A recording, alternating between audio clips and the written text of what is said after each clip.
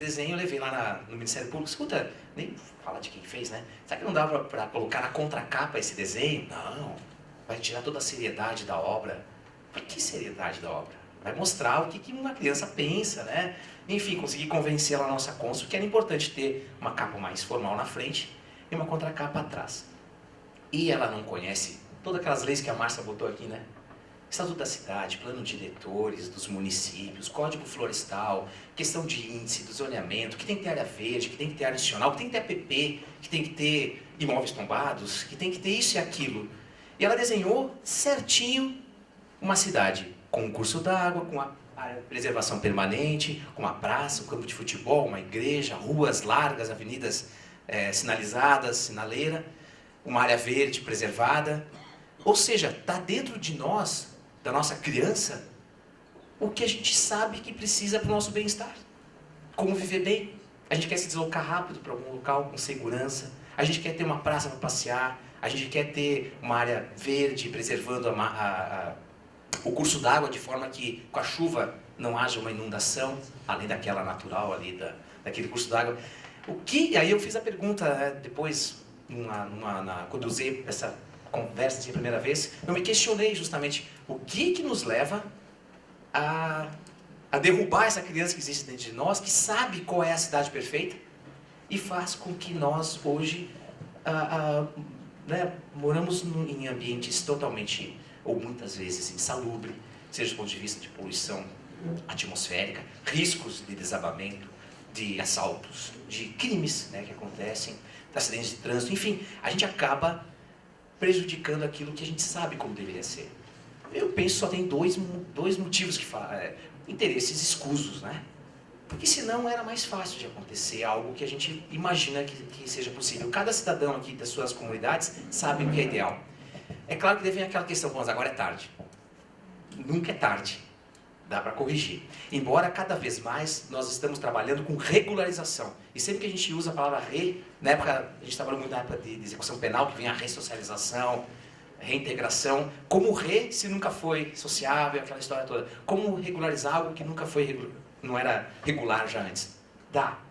Mas sempre que a gente fala em regularização, é que a gente vai deixar um passivo.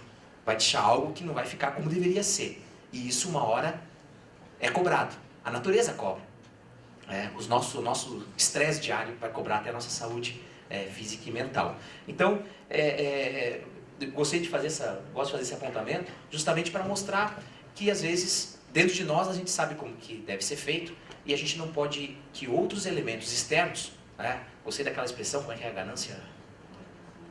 É a lógica racional da ganância, mas a ganância tinha outra, que é realmente o que move muitas vezes algumas questões e faz com que seja deturpado aquele interesse social maior. E aqui, também fruto de... O CREA, uma vez me convidou, lembra? Eu acho que estava presente lá, e seguranças ambientais, né? A gente foi participar, não sei se estava lá no CREA. O tema, todo mundo foi falar de insegurança ambiental. Ou era insegurança jurídica, ou era insegurança técnica, na questão das autorizações dos municípios, tudo era insegurança. Eu já fui inseguro para aquele evento. Mas eu falei, não, eu não vou falar sobre insegurança, vou falar sobre justamente a questão da resiliência, que é superar a insegurança, que é se levantar, a gente vê todo dia isso acontecer com a natureza, mas uma hora ela cansa. Mas eu fui com esse espírito então, de falar não só das inseguranças geradas, mas aquilo me marcou, eu comecei a abordar e pediu para abordar isso. Eu acho importante que nos municípios tem sido bem discutido isso, porque cada um se vê ou vê que isso realmente acontece em algumas situações. Então, falava-se muito das inseguranças jurídica. E daí nós estamos incluídos como os biodesagradáveis, que geram por posicionamentos diferentes. Aqui a PP é 30, aqui é 15. Por que isso? Os municípios, às vezes, por causa que o promotor está decidindo dessa forma, acabam mudando. Aqui vai ser decidido que pode construir, aqui não pode. Isso a mudança do plano diretor vai gerar insegurança. Quem protocolou, quem não protocolou. Vale o protocolo da lei anterior, não vale? Começou a construir, já vale? Então fica sempre no ar essa questão e sempre o risco de se perder alguma importância financeira considerável em razão disso. Então, só que antes dessas inseguranças que podem ser geradas, nós vamos encontrar as inseguranças de ordem de desastres naturais. Eu não sabia desse valor absurdo que é gasto que foi gasto, isso já há 2 décadas quase começou. As inseguranças geradas por questões técnicas, posicionamentos técnicos até diferentes do mesmo caso. É restinga, não é restinga? Aí invoco até dinossauros lá para provar que eu já tive laudos assim que não era restinga para poder construir. A jurídica, a administrativa, a intervenção da própria pessoa em desrespeito às normas técnicas e a própria criação legislativa equivocada. Então, a primeira delas é a imprevisibilidade dos fenômenos naturais, no ambiente físico ou biológico. Então, nós temos um levantamento até na sequência no estado. Eu nunca vi, Santa Catarina também foi escolhida para experimentar de tudo. Coisas que eu só tinha ouvido falar em outros hemisférios, né, em outros continentes, aconteceram aqui. Então, todas essas situações fogem do nosso controle. E elas têm que ser, de alguma forma ou de outra, garantida, preservada, protegida naquilo que for possível com as normas legislativas das mais variadas espécies. Eu tenho falado muitas vezes que, por exemplo, a gente fala muito da APP, né? APP, Área de Preservação Permanente, todo mundo sabe. E muitos ficam revoltados de não poderem usar a sua APP, que na verdade não é sua, pela função social, ela tem um contexto coletivo. Mas ela está inserida na minha propriedade. Emenda-se com a do vizinho e assim sucessivamente, formando um corredor ecológico. E ela tem uma razão de ser. A questão justamente de conter erosão, de absorção da água da chuva, enfim, todo mundo conhece. Né? Até da questão da beleza. Né? Nas margens, vamos se tratar só da APP da mata ciliar, que eu estou me referindo mais aqui. Não vou nem falar da aclividade superior a 45 graus e as outras que existem. Mas a gente fala muito da APP, Área de Preservação Permanente. E eu tenho dito sempre que o azar dela, vamos dizer assim, foi se chamar de APP, de Área de Preservação Permanente. Porque se o legislador, lá quando concebeu o Código Florestal em 65, tivesse chamado, ainda que com as iniciais APP, mas do nome que ela deveria ter, que é Área de Perigo Permanente, ela seria mais respeitada. Área de Perigo Permanente, é essa uma dos motivos de ter 30 metros, de ter 50 metros, de não construir em aclividade superior a 45 graus, de preservar isso. Claro, tem também o lado ambiental, dos benefícios, dos serviços ambientais que essa APP presta. Mas mais do que isso, é o risco que traz a todo cidadão que construir a sua residência, a sua obra, a sua empresa em área de preservação permanente, que na verdade são áreas de perigo permanente. E o pessoal não entende isso, infelizmente. Teima em construir. Claro, nós enfrentamos um problema muito sério de falta de moradia. Né? E daí você vê essas invasões que acontecem em APP. Pode ficar? Pode. A nossa legislação hoje permite, Minha Casa Minha Vida, o Código Florestal, a regulação fundiária em APP. Mas exige que seja feito um diagnóstico socioambiental dessa área, identificando quem tem risco, a permanência do imóvel, e quem não tem. Quem tem risco tem que sair. Há um despejo forçado e o município vai arcar pela sua omissão na fiscalização, pelo seu desdém fiscalizatório, vai gastar dinheiro com programas de regulação fundiária e de assentamentos dessa população. E quem pode ficar, porque não tem risco de desastres naturais, de deslizamento, vai permanecer. Mas daí o que o município tem que fazer? Subsidiariamente, ele vai ter que ir lá e dar toda a estrutura necessária de abastecimento, saneamento, energia, luz. Então ele paga pela sua omissão. E isso ocorre em todo o Brasil. Como conter? Fiscalizando. Antes, porque depois que foi consolidado, e não vai ter tempo de eu falar aqui, mas a Minha Casa Minha Vida, ainda que ela permite, ela diz o seguinte, ó, só pode regularizar em APP quem ficou lá, quem chegou lá na área ocupada até julho de 2007 ou 2009, 2007. Isso tem que ser visto, esse marco temporal também, ou seja, quem chegou depois tem que sair todo mundo, e aí, como é que vai resolver o município para colocar onde? O certo é que, uma vez que um laudo, que um técnico do município, um arquiteto, um geólogo, um biólogo, atesta no documento, certifica nesse diagnóstico de que aquela área está sujeita a deslizamento, que aquela área é uma curva de rio e está sujeita à inundação, enfim, que ela diga que tem risco de desastre, e ela está pronto esse documento, vai entregar ao secretário do município, vai entregar para o prefeito, quem, a partir daquele momento, vai dormir tranquilo? Quem vai, ainda que use o lar legal, que use a regulação fundiária, use o capião, vai conceder a escritura para aquele imóvel? Ele pode até ter a escritura, mas ele não pode construir. E é isso, eu gostei muito da apresentação da Márcia, vou usar muito dos detalhes que ela colocou, porque a base de toda a discussão aqui é isso. Não confundir direito à propriedade, por mais sagrado ou flexibilizado que seja esse sacramento da propriedade, com o direito de construir. Isso é fundamental, por todas essas regras que o plano diretor vai impor, aquelas legislações todas impõem. Então, isso é fundamental. E a gente tem visto nos fóruns, às vezes, umas ações coletivas que embargam determinadas regiões, ali não pode construir, ou determinadas obras.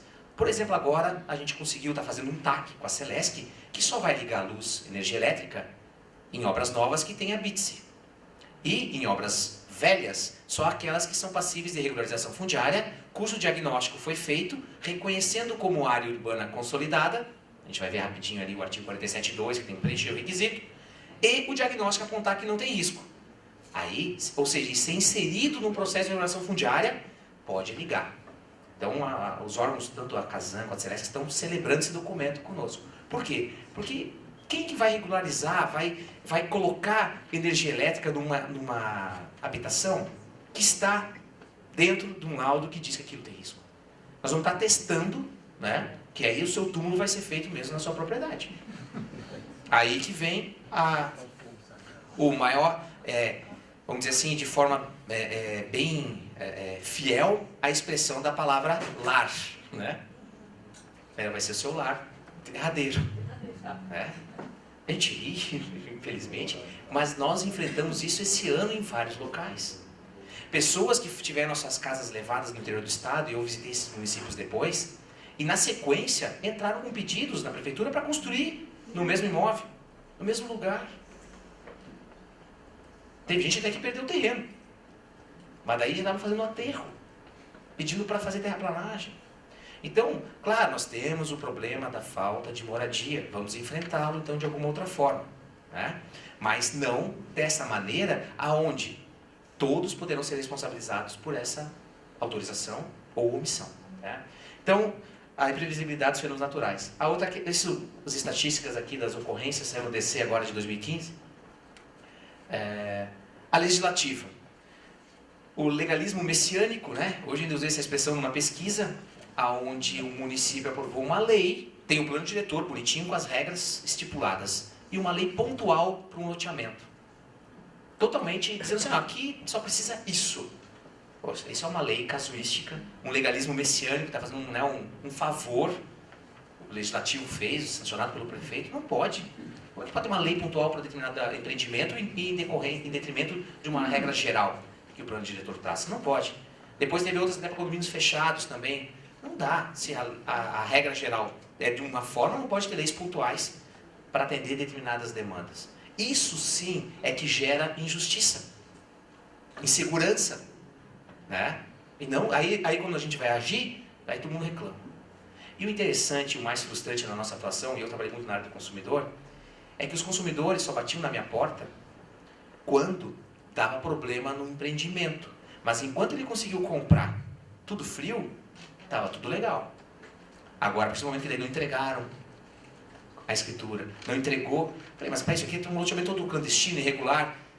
Pois é, que daí foge dos impostos, daquela história, pagou mais barato. É complicado você ter esse tipo de...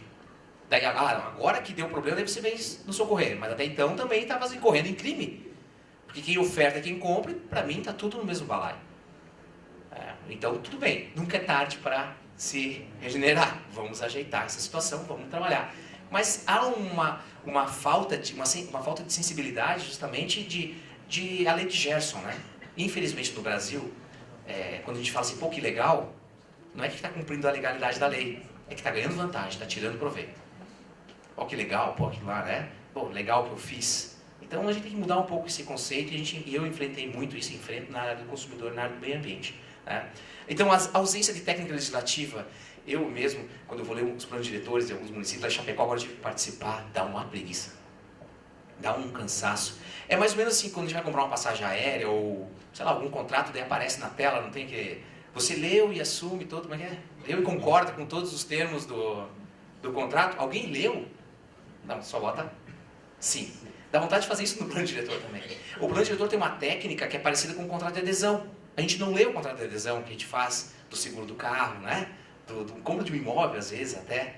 A gente começa a ler, ele tem uma técnica de ganhar no cansaço. E ele precisa de um jurídico e de técnicos para ler junto. Eu sempre tenho que levar os universitários comigo na interpretação do plano diretor. E isso é uma dificuldade, mas necessária, vamos dizer assim. Por isso ele tem que ser o mais sucinto e claro possível. Né? Então, e o pior é quando, às vezes, já nasce com uma redação propositadamente dúbia. Já bota um artigo lá, porque advogado gosta de ter argumentos para um lado e para o outro, já sai um artigo assim meio não esclarecedor. Já repararam isso? Alguns artigos assim? Você lê e não consegue definir rapidamente o que ele quis dizer. Olha, esse é um artigo propício para ser discutido aonde? Vão lá para os fóruns, aí reclama da morosidade também, tudo acaba lá. Né? Então já nasce com redação propositadamente dúbia para não definir muitas questões. Contrária às normas federais, ou seja, mais flexível. É impressionante, eu tive, até vou dizer o município de Joaçaba, a APP lá é 5 metros. Aí os caras indignados, poxa, o prefeito que autorizou, o município autorizou a obra, aqui é 5 metros de APP. Cima da onde que tiraram que é 5 metros de APP? O Rio do Peixe lá, que devia ser 100. Não, aqui tudo é 5 metros. A lei municipal é 5 metros. Mas o artigo sempre disse o seguinte, ele dá com uma mão e tira com a outra. Ele diz, olha, todo município pode legislar ou deve legislar, desde que de forma mais restritiva. Simples assim. E esse papo aí dos 30 metros para curso d'água até 10, para 50 metros, para 100 metros, isso aí começou, acho, sabe aquele papinho de... Estava lá no barzinho, bota 30, bota 50, foi mais ou menos assim, sem um critério técnico na época. Deve ter sido assim. Mas o que ele fez? Sabiamente, fizeram o seguinte, olha, nós fizemos o mínimo. É isso aqui. O Brasil é gigantesco. O que nós vamos fazer? Nós vamos dar ao município que conhece a sua realidade local, a sua geografia, a sua hidrografia, e é ele que vai definir a mais. Eles pensaram certo. Então, se o município quer legislar, ele tem que botar 30 ou mais como o mínimo de APP possível, frente à sua realidade local. Ele vai lá e coloca 5. E sem amparo algum. E quantas obras foram definidas em cima dos 5? Né? Então, isso gera o quê? Insegurança jurídica. Né? E vai parar onde essa discussão? No Ministério Público e no Judiciário. Então, há todo um ciclo assim, que gera essas inseguranças que nascem em vários outros pontos que não no Judiciário. Eles acabam lá, né? Mas não nascem ali. Né? Então, isso vem dessa questão das diferentes competências. Eu até achei interessante agora uma lei questionada recentemente nos tribunais superiores. O Estado de São Paulo proibiu, mas de forma assim gradativa, durante uns anos, a diminuição do corte de cana-de-açúcar em razão da poluição que gerava, enfim. E o município proibiu tudo. O Estado fez uma lei proibindo gradativamente. Né? Em 6 meses diminuir tanto, isso era uma meta, né? E a lei estadual. Aí veio o município e disse assim, não, aqui, a partir dessa lei agora, não pode haver mais o plantio, o corte em razão da poluição. E o Fux, da STF disse, não. Disse que não. Então veja, essa questão de ser mais restritivo, que eles tentaram ser, né? Também não é assim às vezes. Por quê? Porque eles falaram, não, tinha uma norma estadual, geral, que já era suficiente do ponto de vista ambiental, e seria injusto ter uma agora que ali proibisse, enfim. Mas é porque também teve gente que não gostou e reclamou.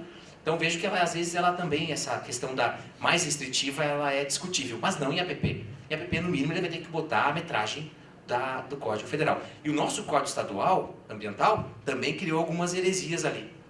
Na questão das áreas rurais, por exemplo, das APPs rurais.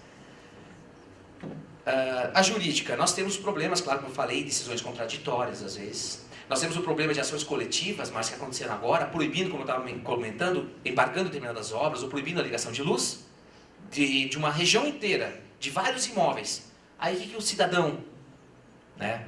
O cidadão tem que deixar de ser visto de cidade grande e passar a ser visto como senhor de direitos, né? Mas o cidadão, ele vai lá e entra com mandado de segurança e diz, olha, eu quero luz, né? Tem o meu imóvel, tal, tá aqui. E o que ele junta para fazer prova do imóvel?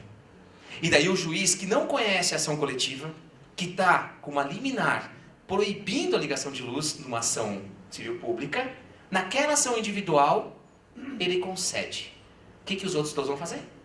Ações individuais, até que de repente eles veem, aí já está o mal criado, depois que você concedeu. Né?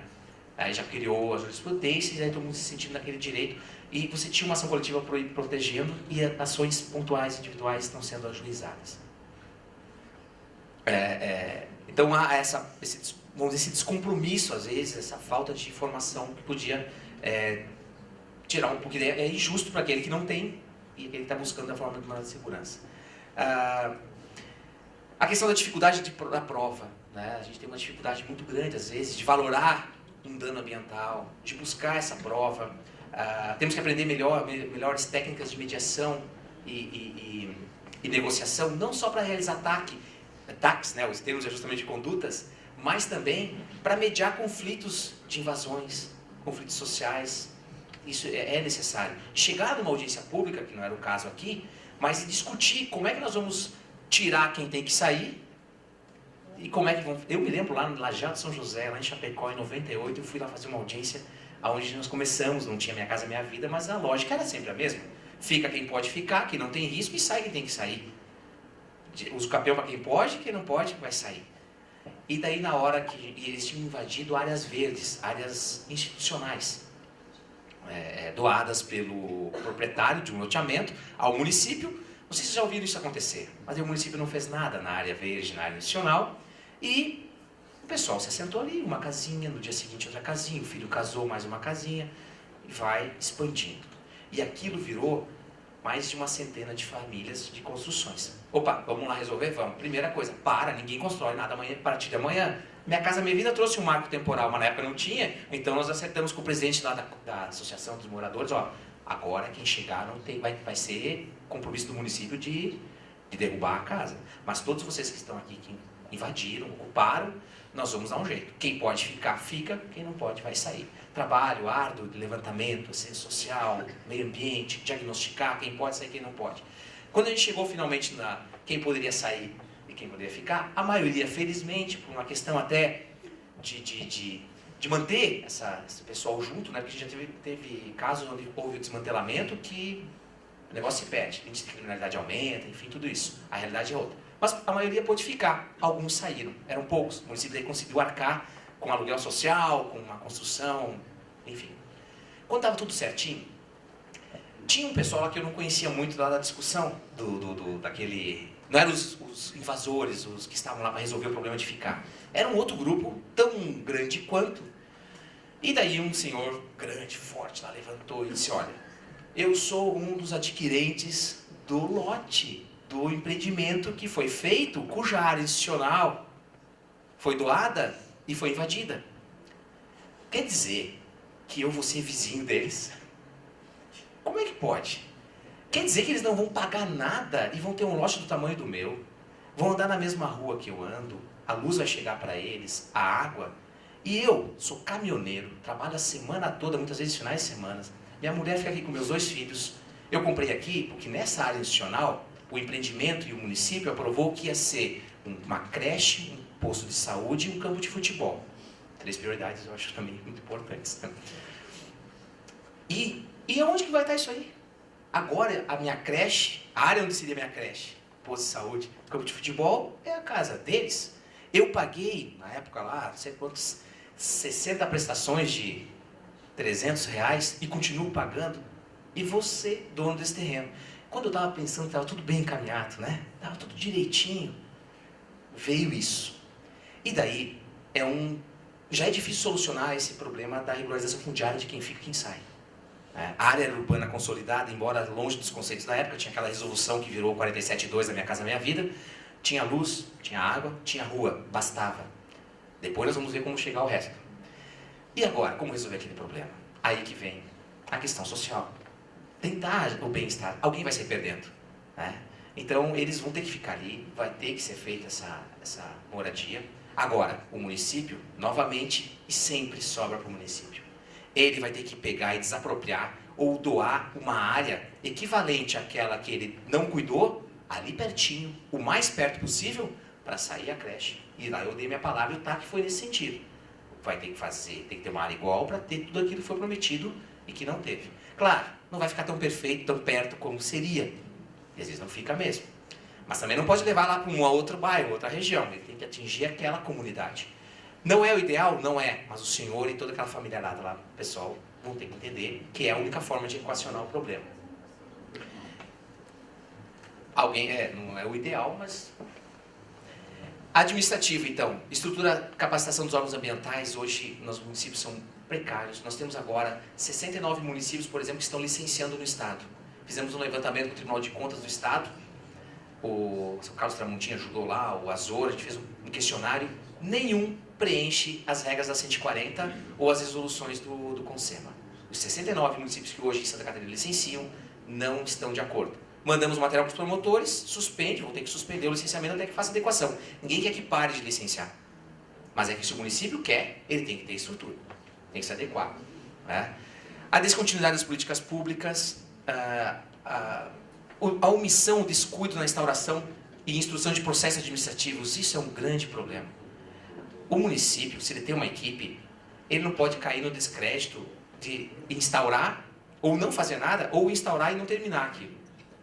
E a maior realidade é o seguinte, ou não se instaura nunca nada, isso nos municípios que eu passei, né? Ou quando se instaura, não termina, ou quando termina o procedimento administrativo, como contraditória, para defesa, não se executa.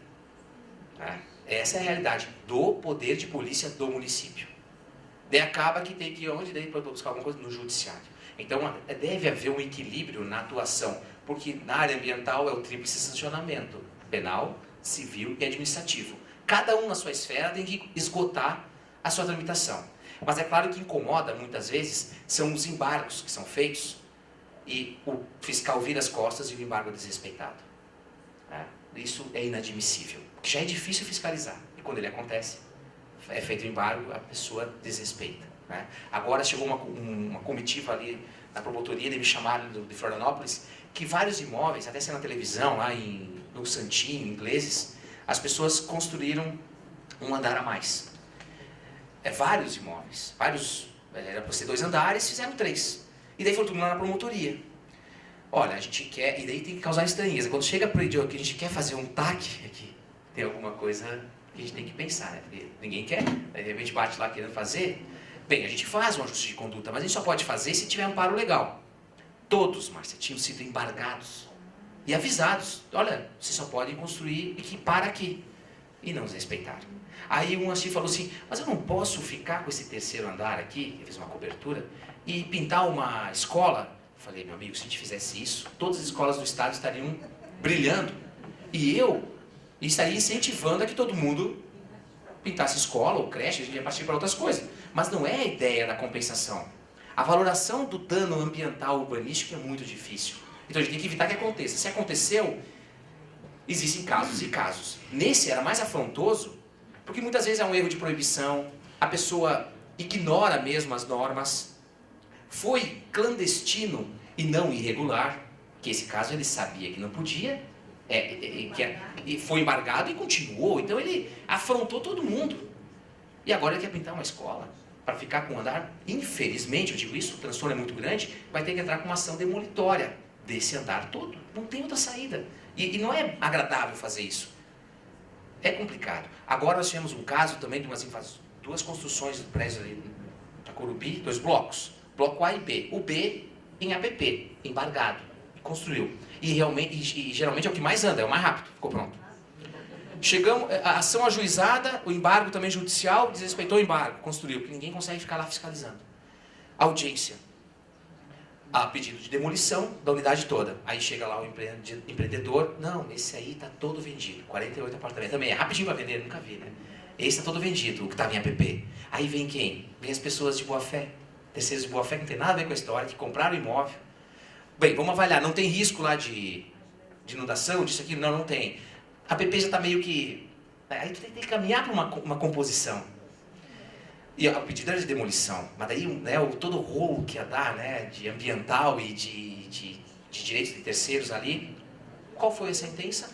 Achei muito interessante. Condenação que a empresa, que sabia que não podia ter feito ali na BP e que já vendeu para os 48, não há risco de as pessoas que vão ali morar. Todo mundo comprou de boa fé, então todos ficam, e o senhor vai depositar no FRBL o valor que o senhor recebeu de 48 apartamentos que vendeu. E tá bom, porque não vai gastar com a demolição ainda. Né? Com o custo. Mas aí são medidas, né, inteligentes, vamos dizer assim. Um shopping agora ali em Vitória também construiu e construiu mais